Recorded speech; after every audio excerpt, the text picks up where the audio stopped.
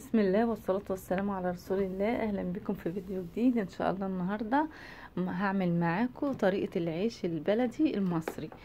بصوا بقى ما شاء الله، اول ما بدأت لكم الفيديو اهوت واحنا قاعدين دلوقتي عند الفرن كده وبرح لكم اول رغيف. ما شاء الله بصوا كبر معانا ازاي وبقى جميل ما شاء الله. النتيجة بصوا طالعة زي الفل ما شاء الله، يعني سهل ومش متعب خالص وجميل ومش مكلف.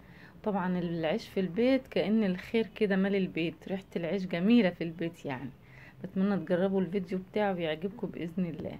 بص اول حاجة بقى انا جبت حوالي دول 3 كيلو دقيق، حطيت عليهم كبشة ملح، يعني معلقة كبيرة مليانة ملح، لان العيش ده بيحتاج ملح كتير عشان طبعا يبقى فيه مطة كده وعرق حلو يعني. وهحتاج لهم حوالي كيسين خميرة فورية، يعني معلقتين كبار كده خميرة فورية. وهحط طبعا معلقة سكر مع الخميرة، وهقلب المكونات الجافة كلها مع بعضها زي ما انتوا شايفين. وهنزل بقى بالمية الدافية عشان طبعا العجين بيحب المية الدافية وتطلع تخمر معانا بسرعة، يعني ما تغيبش علينا في الخمر. ساعة واحدة وتكون خمرت. طبعا هزود مية وهعجن ولدت يعني لحد ما امين. العجينة دي بتحتاج وقت شوية في العجن، وبتحتاج مية كتير قوي عن اي عجينة تانية، لان هي بتبقى لينة جدا زي عجينة الكنافة والقطايف كده او الكريب، بتبقى عجينة طرية جدا يعني. بصوا بقى ما تزهقوش، هي لازم يكون طويل، لازم العجن ناخد راحتنا قوي في العجن كده وبايدينا الاتنين ونروح ونيجي كده، لازم يعني الحركة دي. وكمان اللت اللي هو طب العجينة مهم قوي، عشان العجينة طبعا تبقى لما تخمر ونيجي نبططها نلاقيها بتخمر بتنفخ في الفرن وتبقى حلوة في العجين كده، في التبطيط سهلة معانا يعني، ما تتقطعش مننا ولا حاجة. بصوا الواحد بيلفها على ايده ازاي عشان اي كلكوعة فيها تفك معانا، تبقى عجينة كلها لينة وسهلة وسمك واحد يعني ملساء كده. بصوا بفك ما شاء الله. الطريقة دي بقى انا جبتها برضو من عمتي ربنا يديها الصحة يعني، دول اصل الفلاحين. شفتها وهي بتعجن فاخدت منها على طول الطريقة يعني. بصوا ما شاء الله العجينة جميلة، بس هي عايزة شوية صبر ومجهود كده، والواحد ما يملش يعني. ونفضل المهم اول حركة اللي بنفك بها العجين دي. بعد كده بقى هاخده معاكم بقى زي كده بقى. بصوا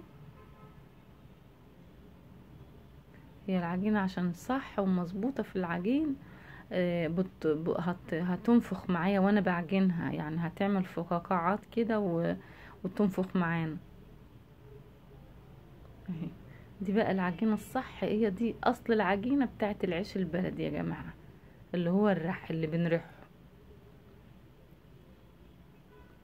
هي خدت وقت معايا شوية بس ما شاء الله النتيجة يعني مبهرة ما شاء الله. بصوا بتنفخ ازاي، بتعمل الفقاعات يعني زي كأن بلالين كده منفوخة، عشان هي ما شاء الله مظبوطة كده مظبوطة كده. انا وصلت لنهاية العجين، هسلك ايدي كويس كده بنقطة مية، وهسلك حرف المجور اللي بعجن فيه، وطبعا وهغطي وشها كده بنقطة مية، وهسيبها بالظبط ساعة.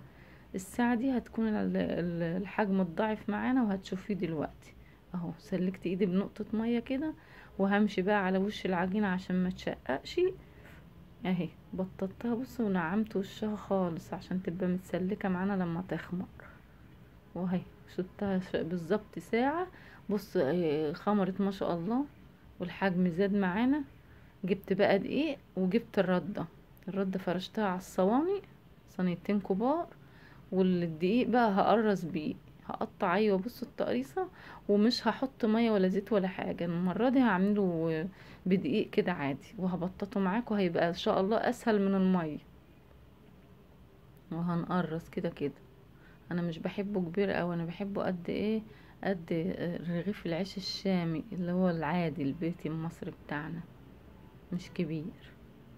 بص ما شاء الله. بتمنى يا رب تجربوا وصفتي وتعجبكم. بتمنى ان اللي يشوف الفيديو ويعجبه يدوس اشتراك ولايك طبعا، وما يحرمناش كده الشير يا ريت. اتمنى ان الفيديو يتشير كده يوصل لاكبر عدد ممكن. كده انا خلصت تقريص اهو، سبته ارتاح كمان ما شاء الله، وارتاح وريح خالص. هروح بقى اولع الفرن. طبعا انا جبت برضو من عمتي، طلبت منها اللي هو الشبك ده عشان اطلع عليه زي بالظبط طريقة الفران، يعني لما بيطلعوا على الشبكة دي. جبت بقى المطرحة وحطيت عليها شوية دقيق. طبعا ولعت الفرن سخنته قوي، والفرن ده بيحتاج نار عالية، الخبيز العيش ده بيحتاج النار العالية.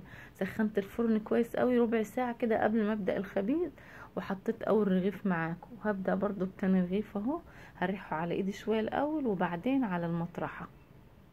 ما شاء الله الرغيف بيكبر معايا اهو، وجميل ومظبوط ما شاء الله، وسهل بقى خالص اهو. وادي التالت. طبعا الفرن كبير شوية، هو ده مش فرن، الفرن ده عند حماتي النهاردة بقى. هي اتفقت معايا وقالت لي تعالي اخبزي لي بقى انتي واعملي كل حاجة، وهجيب لك كل حاجة. وانت عملت انا بقى كله من الالف للياء، بس هي جابت لي ايه اللي هو العود الكبير ده عشان اطلع عليه من الفرن يعني.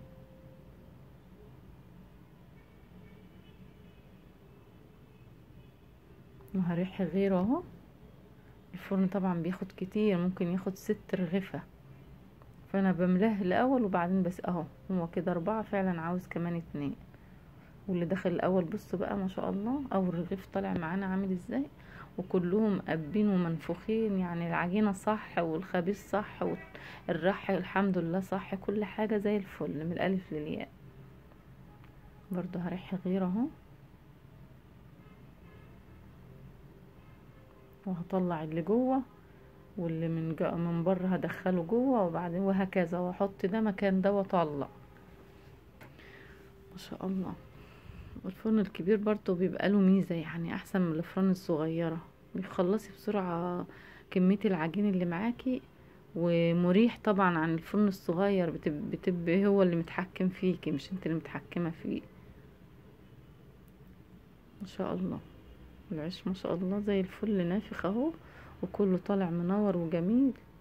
الدقيق طبعا دقيق فاخر، النهاردة انا عملت بدقيق فاخر مش بغلى. برضو بريح اهو، هطلع غيره. متنسوش بقى لبقيات الصالحات، ونعطر لساننا بذكر الله، ونقول سبحان الله والحمد لله ولا اله الا الله والله اكبر، ولا حول ولا قوة الا بالله العلي العظيم. بصوا الريحة ما شاء الله سهلة خالص. بلف المطرحة، بمسكها بايديا الاتنين من هنا ومن هنا، وبلفها من جميع الاتجاهات كده. بصوا طالع ما شاء الله منور وجميل زي الفل. كده وصلنا لنهاية الفيديو. بتمنى الفيديو يعجبكم يا رب، وما تنسوناش في اللايك والشير وسبسكرايب، واشوفكم في فيديو جديد ان شاء الله. والسلام عليكم ورحمة الله وبركاته. بصوا العيش ما شاء الله يتاكل حاف في حفظ الله.